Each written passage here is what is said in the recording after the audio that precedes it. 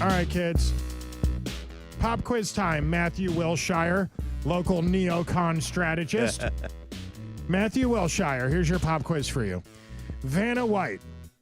Vanna White shocked us all when she announced that she got A, married, B, a puppy, or C, a real job. Matt Wilshire, what do you think it was? A puppy. A puppy. I think it was a puppy, wasn't it? I don't know why that feels like the right answer. I don't actually know. I just wrote down the fake answer. What was it? Vanna White's in the news today because she is you got to admit, she got married. That was it. For a 70-year-old woman, she is still a looker. I don't know. Would you? You know, I don't. You're getting married. I'm about to get you into trouble. You are. It's funny. I haven't announced that to my friends yet, so this is a reveal. No, it's fine, buddy. Did I really just? Did I? Oh no! No, it's so funny. I wouldn't have brought it up if not for the Vanna White thing. we've been dropping little hints on social media, but we haven't done like an official engagement post. Wait, so hang on a second.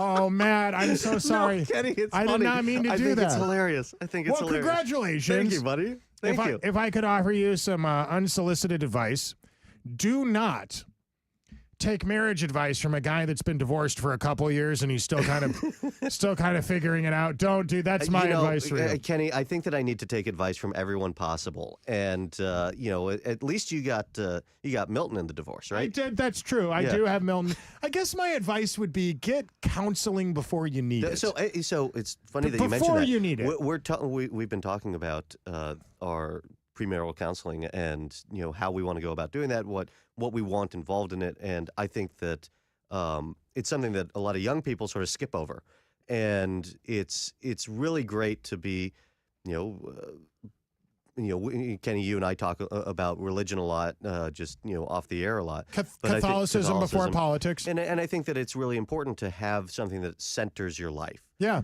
So. Matt, for those that are just joining us on the stream or turning on the radio, like, why is Kenny talking to this guy like they're just a couple of buddies? By the way, Ethan Buchanan's here, too. Hey, everyone. Ethan for KTRH News is here, and, of course, our Sunday evening show.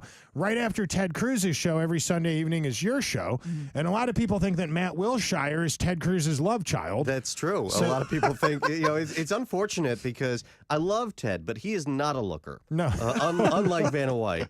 Okay, well, with all that being said, for those that haven't joined us in these interviews that Matt and I have done many times over the years, Matt has worked for Dan Crenshaw, has worked for John Cornyn, not exactly people that I've said a lot of nice things about on the radio. And I am a member of the libertarian wing of the Republican Party, the populist nationalist wing of the party, somewhere in there. Not exactly a group of people that are generally associated with John Cornyn, and people in my little circle of friends and people in your little circle of friends are always shocked to learn that you and I are friends with each other. Yeah. It doesn't make sense to them. Kenny, I always remember that you came to my 33rd birthday as it was my Jesus birthday, 33. That's and right. I had my 12 friends At a tapas restaurant. and you were the Judas, right? Because you were fighting against me at that time. And here's the thing: I think that it's really important for people to be able to disagree and still be friends. We disagree on specific issues. I like bombing our enemies. You like coddling them. And so You son of a. and so I think that there are these little tiny things that we disagree on, but when it comes down to, do we believe that our Republican candidates are better than the Democrat candidates who are actively trying to destroy this country? I think that you and I agree on that. We do. You know what else? Before we get into the weeds about foreign policy and stuff like that, something else you and I agree on that is really problematic and really self-destructive for conservatives, especially in our city in Houston. There are all these people here in our city, Houston, Texas, one of the most important cities not only in America but in the world, who agree on local political issues. The problems with the county judge, problems at the mayor's office, problems at city council, and they all have each other blocked on Twitter because they don't agree on whether or not we should get more involved in Iran. Well, what good is that doing us? But I think that it's more than that. I think that there is a personality divide between people who actually want solutions and people who want to be angry. And I'm blocked by a whole bunch of people who I won't mention, but for example, there's a woman who used to kind of be fake-ish reporter in Houston who accused me of being a Chinese spy because I was photographed with Mitch McConnell's wife, who's I've Chinese. I'm a little suspicious. And I think you honest. know exactly who I'm talking about, and that blocked me. And the point is that there's a group of people. There are people who want to have solutions, in my view, people like Dan Crenshaw, and then there are people who want to be angry. And I think that that those are people like Steve Toth. And they do a great job of messaging being angry and why you should be, I'm angry just like you, but they don't actually solve things. And that's where I think that one of the big differences where we stand right now. John, Steve Toth, there's a lot to be said. There's a lot to unpack. I think you and I would probably agree on some foreign policy stuff that's happening now for the first time in our entire friendship. This idea of fixing the Western Hemisphere before we worry about Taiwan and stuff like that, I think that's great. As for Steve Toth and Dan Crenshaw, you're saying Steve Toth likes getting angry. He's, generally speaking, considered to be the nice guy. And Dan Crenshaw has this reputation for getting mad at people on Twitter. So when I talk about being angry, what I mean is saying the things, about being, politically angry. These are the things that you should be upset about, and I'm upset too, and I'm the same as you, and so that's great. But finding solutions is a totally different thing. So let's take, for example, I don't know, flooding. Okay. Steve Toth, it will be like, I'm opposed to flooding. Sure. I don't like flooding. But then he goes and he doesn't vote to support sending money for flood relief in Houston because that'll reduce the level of the lake in Conroe by a foot. I have been told that that's a misleading vote because there were other things attached to a flood vote. We're getting in the weeds here, but there was a vote on flooding, flood mitigation, that had some what we would call pork fat, things attached to it that had nothing to do with flooding, and he voted no on it, and then his political enemies used it against him. But I think that is a cop-out. I think that is a cop-out because you can always find a vote. In anything. Ethan Buchanan, I could see you chomping at the bit. What did you want to say? Well, to that point, and I'm not overly familiar with the details. Just so you know, he's in his early 20s before you get too triggered here. Yeah, Go ahead, Ethan. I may be completely missing the mark on this, but also, isn't there to a certain degree a level of competing? Like, I live in the Houston city limits. I'm really concerned about flooding because I'm right next to the Buffalo Bayou Park, which floods. I can understand Steve Toth being more concerned about the level of Lake Conroe than the level of Buffalo Bayou because he's closer. He's not in the city limits. He doesn't, I believe, right, represent but Congressional Davis District County. 2, which he is running for, flooded drastically during Harvey and has flooded again since. Okay, that's what I'm missing. Although That's there what are I'm a lot missing of people that, back when I worked for Congressman Crenshaw, I had a lot of people that would come up to me and say, man, I'm so glad for what the congressman has done. The work that he did to make sure that the lake got dredged, etc. That's the reason that I didn't flood again. And so, Steve Toth is running to represent a district that he actively has opposed, helping with flood relief. And sure, that didn't used to be his district, but now he's, is his position. Well, I was just doing what I thought was best for property values in Lake Conroe, as opposed to what's best for the people of Texas. I wanted to look it up. It was Toth filed flood-related legislation. It was HB 136, proposing a flood response grant program for emergency communicating equipment, training. You're referring to a different bill as HB 1532. I'm looking at, and I will tell you his vote on look at Senate this. Bill 10. He's brought his homework with him. I did bring my homework. I want to talk about this, but here's the problem. Right now, we're supposed to call Nate Sheets. Are you familiar with Nate Sheets? I am. He is running against Sid Miller for our Texas Agriculture Commissioner. And the reason why this is so controversial, for a long time, Nate was Sid's biggest political donor. And now he was a big supporter of the guy, and now he feels that he shouldn't be in the position anymore. We're going to continue this conversation. We're going to call after we call Nate Sheets, because we had that scheduled already. And Ethan Buchanan is here in the building right now. Real quick, anything you want to promote before we break here? No? Nope. What about you, Ethan? You got the Next Gen Report? You got your podcast? just my show. If you're not following me on X, go do that at _Ethan Buchanan. Buchanan. Would it be popular among Dan Crenshaw supporters? I mean, that depends on which episode you tune into. Free speech lives on. Free speech lives on. Right here on Pursuit of Happiness Radio. All right, this is going to be a little unusual for those of you watching the live stream right now. You're going to watch me make a phone call, which will be boring, but it only is going to take a few seconds. So if y'all could just, chill for a minute, I'll put some music on. I know how you guys love when I play my a royalty-free, trademark safe music for the live stream. So stand by. We'll start it'll continue in 1 second. Let me make a phone call real quick.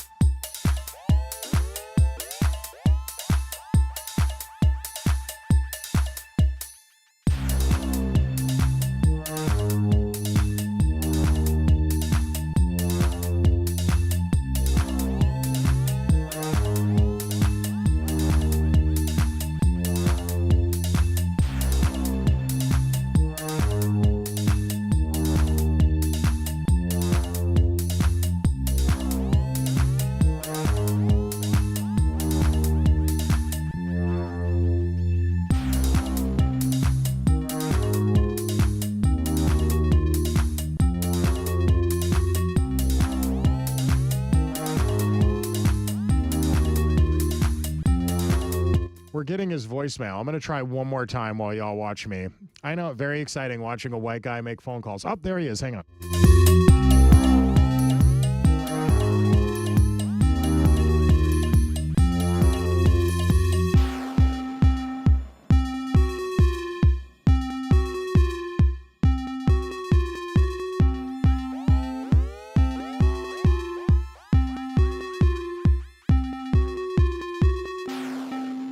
We are back, ladies and gentlemen. Very exciting news today.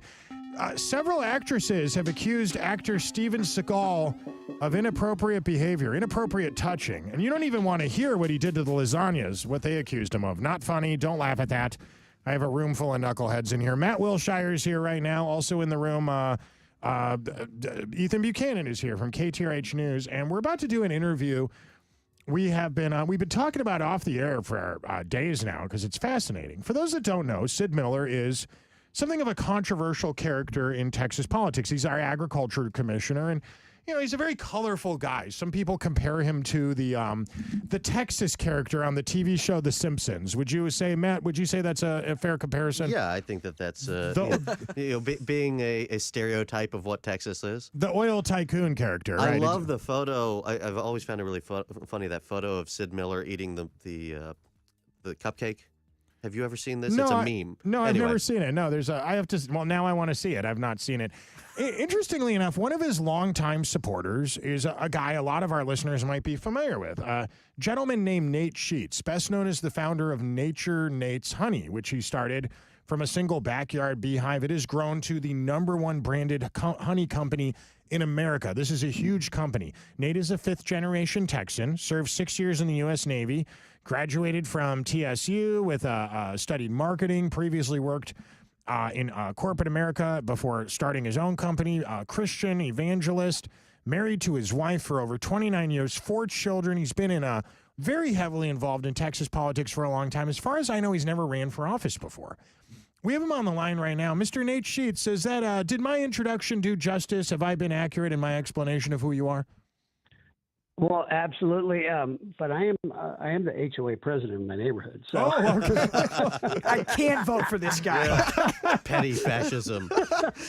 Let's start off with this. You were one of, or if not the biggest donor to Sid Miller, and now you don't want him to be the Texas Agriculture Commissioner anymore. So I guess a good spot to start would be there. What happened?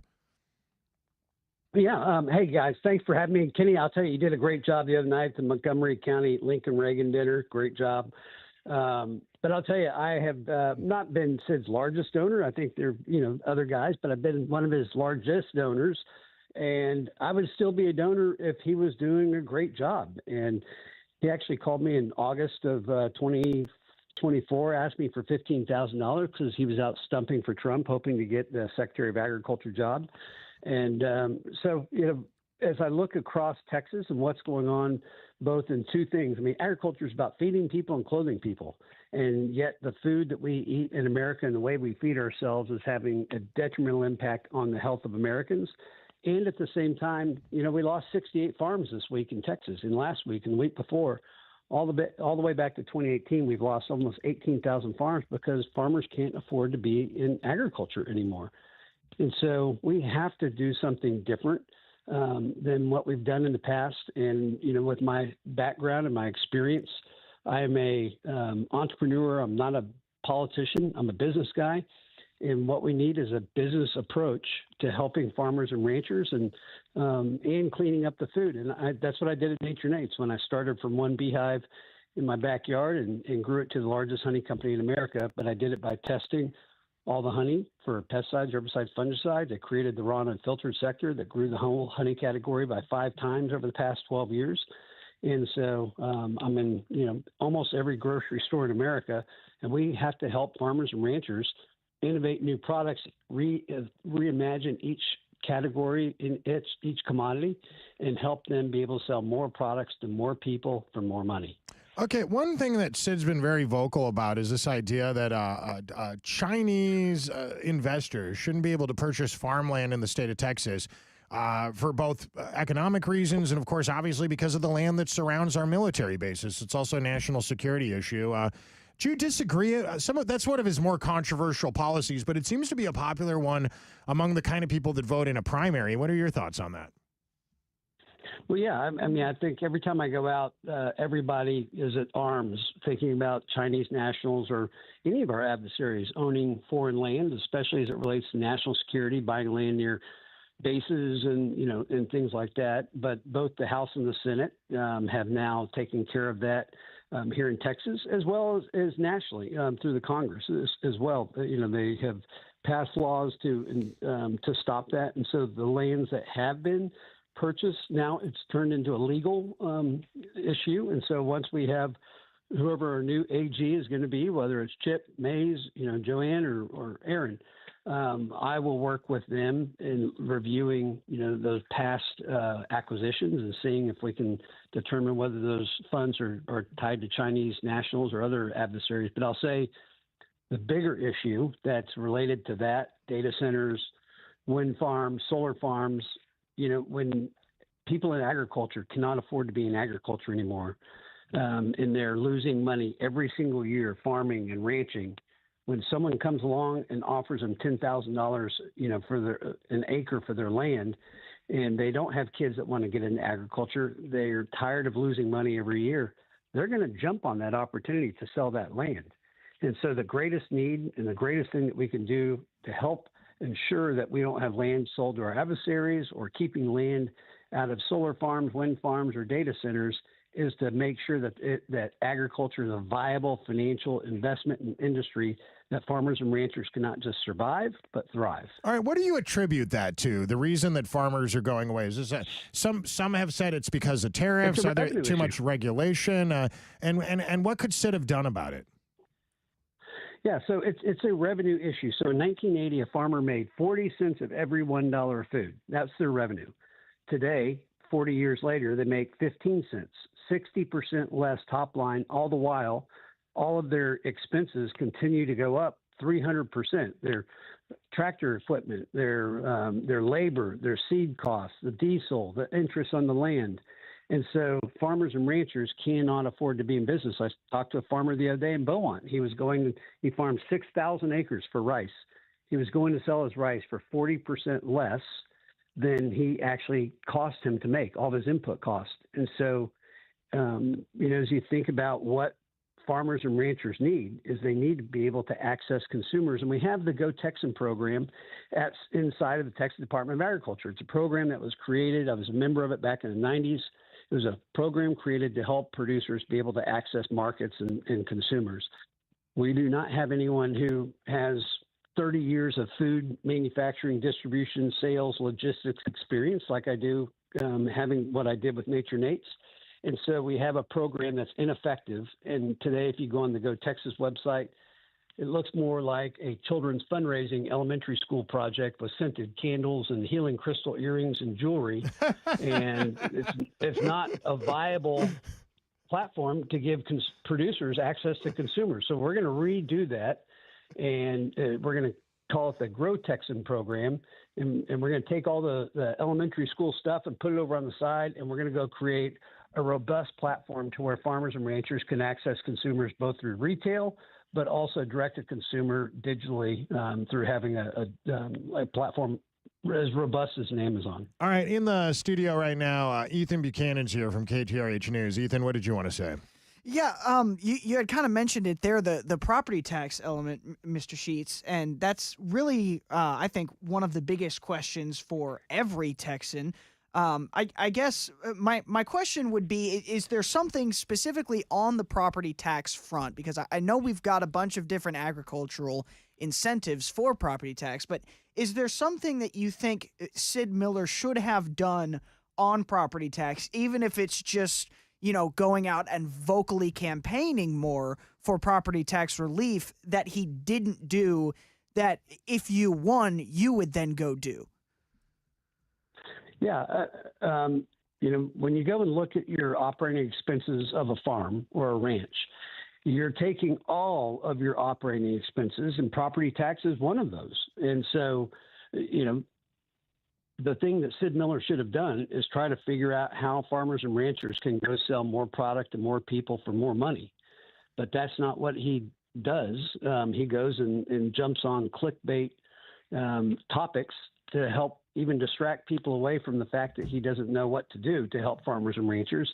And so he goes and gets involved in things that aren't even under his purview. And so, as it relates to property taxes, we need to be able to allow them to cover those property taxes by being able to financially survive inside of agriculture. So I wind up sounding like a broken record because so much of exactly what is going on is related to their inability to financially be in agriculture as a long-term venture. All right, So- you hang on. You managed to get Governor Abbott's endorsement here, which it's a big endorsement, and you're considered to be part of the more conservative wing of the party, whereas Governor Abbott probably not considered. He's a little more close to center by Republican standards. What is it that you and Governor Abbott seem to agree about when it comes to Sid Miller? Well, I think, one thing that people have said about the campaign is they're shocked to see how many people that are on absolutely different sides of the fence and different issues, both of them are behind our campaign. And it's across the spectrum. We have both agriculture folks and we have MAHA folks. We have, groups that stand on different sides of the fence on issues. But food, agriculture, long-term survivability for agriculture, it shouldn't be political. I mean, we're all getting sick from the food that we eat. Doesn't matter if you're a Democrat or Republican, conservative, progressive, and everybody's got to change the way that we eat. And so I think that's the thing that unites people behind this. And Governor Abbott sees, the security of farms and ranches in Texas as a vital focus that we really need to focus on. And, you can go read his own statement just in terms of what's gone on at the Texas Department of Agriculture and, illegalities related. And he actually called it, we can't afford any more criminality, inside of the TDA. And, we're going to bring a new level of ethical standards and not making the ag commissioner the focus of all things marketing and related to TDA, but really keep farmers and ranchers at the center and the focus and realize that is why we are there. All right. To go help farmers and ranchers. One more quick question for you, because we got a break soon. Unfortunately, we got a time clock here for the radio, but I appreciate your answers. Something the Republican Party is very divided on right now that Sid Miller does seem to have a lot of opinions about is the hemp and THC regulation. Donald Trump signed the Farm Act during his first term. Recently rescheduled marijuana from Schedule 1 to Schedule 3. People like Sid Miller and Dan Patrick have been very critical of the need for stricter oversight, more testing, more rules, more involvement. I'm curious where you stand on that. I think that, the industrial use of hemp, which is why it was brought to Texas in the first place, has a tremendous upside for us to determine how we go from a farmer into processing into, textile mills, and then working with corporate partners that can utilize, hemp as a viable product. And I think that we only approached hemp as it relates to coming into Texas more that is impacting that retail side versus that industrial side. And so I think that the industrial aspect of it has been completely underutilized. And, when I was in the honey business, one of the ways that we really became successful is we figured out that people use honey just at breakfast. And so our focus was to go help people figure out how to use it for breakfast and lunch and dinner and snacking, using it as for cocktails and cooking and baking and grilling. And so if, thinking about the hemp side of it, how do we really start to innovate products? How do we help create consumer interest and viability so we can start to use that and make it something that farmers and ranchers can really have it as a product, an additional crop inside of their ranch and farms to make them more profitable as well. All right, we got a break, unfortunately. I appreciate your time today. NateSheets.com is the website. I'd love to have you back sometime to ask you about honey. I've always wondered if it actually helps with allergies, but unfortunately, we've got to end the broadcast right now. Check out the website, Nate Sheets. Thank you so much for your time this afternoon, sir. Thanks, guys. All right, have a great day. Hey, thank you, my brother. Hey, to the rest of you watching us live streaming right now on social media, don't go anywhere. We're going to do a bonus round right now with Matthew Wilshire. Libertarians and populists versus neocons. Hang around.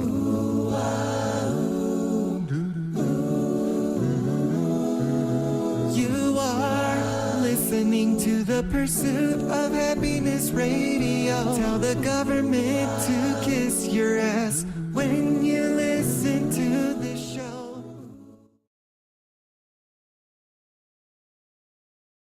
Hey, everybody, I'm here right now with my good buddies, Ethan Buchanan, one of our producers, reporters, journalists here at the station, and Matthew Wilshire, a guy who I just unintentionally announced his upcoming marriage on the radio.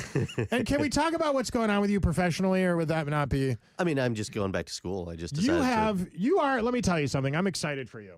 And it's not just because I despise everybody you've ever worked for. I don't despise, I just dislike. I will tell you. I think that's an important point to be made. I don't like John Cornyn's brand of republicanism. I don't think he's a bad person. I just don't like it. See, I don't like Dan Crenshaw's brand of republicanism. Is he a bad guy? I doubt he's a bad guy deep down inside. I don't know. I wouldn't choose to vote for him in a primary, but I don't live in his district. And either one of those guys, and I will say one nice thing before I say a whole bunch of mean things about him, either one of them would probably be better, vastly better than what the Democrats are offering us, which is really what it boils down to in a general election. Matthew Wilshire, to that I ask you this, why do you want to murder babies with drones?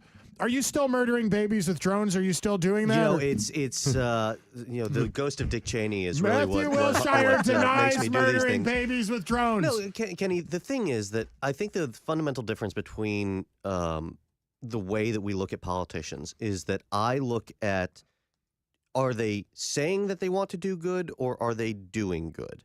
And I think that Dan Crenshaw has been an effective representative for Donald Trump. I think he's been an effective representative for the conservative movement. I think that he has been an effective representative for bringing the tone in Washington down. And I think that on the other hand, you look at someone like Steve Toth, and his thing is to just go and say the thing that the audience wants to hear.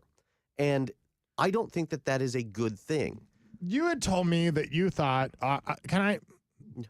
the thing about him getting an award last weekend at the Montgomery County Republican Party, there were some supporters of Dan Crenshaw that thought that was a little weird. He's at an event, he's given an award. I won't say who it was, or he's given an award. And some people that supported Dan Crenshaw are like, why is Steve Toth getting this award from the party? But he got the award from some women in the school board, and they were thanking him because he showed up, he showed face, he was there helping out people in the local school district, which is kind of why some of these people don't like Dan. He went to Washington and you never see him anymore. Well, because he has to spend half his time there.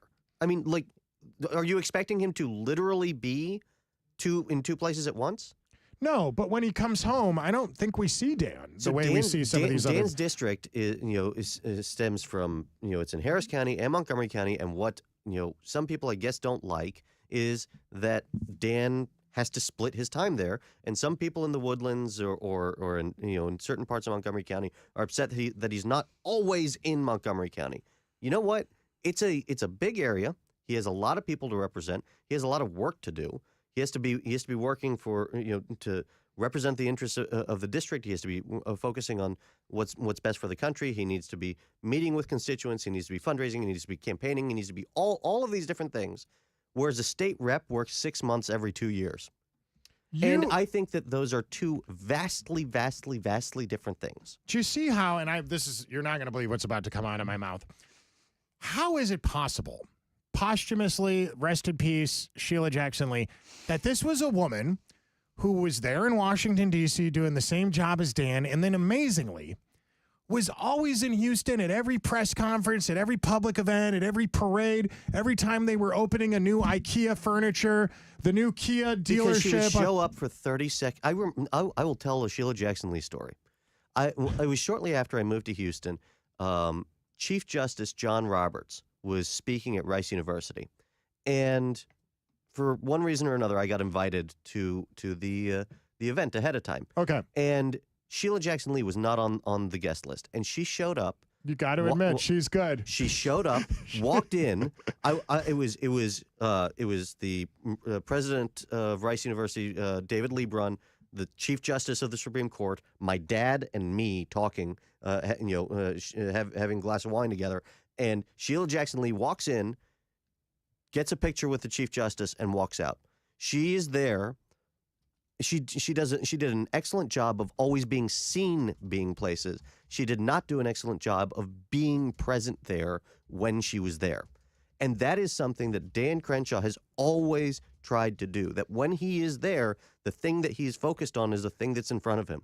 And that is very different from someone who can go and just rile you up by saying the things that that knows annoy you. Dan is probably the only politician I've ever met or encountered or come in contact with who, when seeing the fact that people in his own community or his constituency don't like them, instead of trying to win them over, he openly gets mad at them. He will swear at them on social media, calls them a piece of shit, and we're off the air now, so we can talk like this. Yeah. I see this is bothering you that I'm pointing this out. Well, but I've never met another politician that does this. Why do you think that it should be okay, that politicians should be okay with being lied about constantly and just be like, oh, well, water off a duck's back? Let's talk about an example of this. You had, a while back, I had Alex Bruzewitz on this show. Yeah. You and Alex Bruzewitz, he's a member of the Trump campaign, one of the policy consultants, and you are not a big fan of Alex. He's not a big fan of No, you. I think that I think that's- we're off the air, right? Yeah. But this is just on social Yeah. media. Okay. So I think that Alex Brusowitz is an asshole. That's I think you could actually, weirdly, you could say a-hole on the radio, but you can't say asshole. Alex came on this show and he talked about something, I know this is a touchy subject, it's called pink cilantro. The Daily Caller had this news story that accused, and I'm not saying I know what happened or not, but this is really bothering you that I'm bringing this up right now. We'll have an awkward talk and then we'll go somewhere nice with this, I promise. That pink cilantro is family members are not supposed to be getting paid by campaigns, or there's weird rules. I'm not a lawyer. I tell dick jokes for a living. I don't claim to understand it. But Daily Caller had made this claim about Dan Crenshaw and his family that they were taking campaign money and giving it to a political consulting group in Houston that seems to be located in some strip mall in a weird corner of the city. I don't know. We tried to figure out where it was once. It wasn't in a place where you think there'd be a political consultant's office, but that's neither here nor there. And you had made the point that this wasn't true. It was fake. In fact, they had accused, what they were accusing him of doing was illegal. That was what you told me. Would you like to explain that right now? I mean, I don't want to rehash an entire thing that, but what essentially the Daily Caller was accusing was of, illegality and with Dan. And the issue was that the company that handled his book sales, as I understand it, this happened while I was not on the team. Okay. My understanding was that the company that handled his book sales had also done some media for him in a previous campaign. And so the conclusion was, well, it must be campaign money. The conclusion that Alex Brusowitz came to, and which you gave him a platform to say, in which... And I'm giving you a platform to rebuttal it. I know. And I'm giving you one. I know, but I think that he had, his position was, well, clearly that's illegality, whereas Occam's razor doesn't lead to that. There are plenty of other reasonable explanations. If it was illegal, why didn't Dan sue the Daily Caller?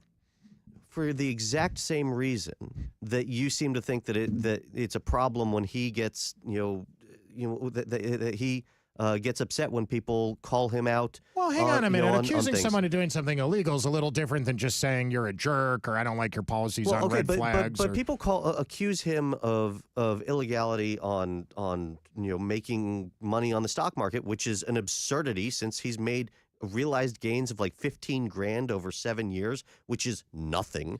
But that's pretty bad. I feel like the word realized is doing a lot of heavy lifting there. the total assets that he What do you- has. what do you mean by that? Well, when you No. say realized gains, like you can That's- have a net worth of $30 million, but your realized gain is next to zero because you haven't sold the stock His yet. total assets under management is like 40 grand.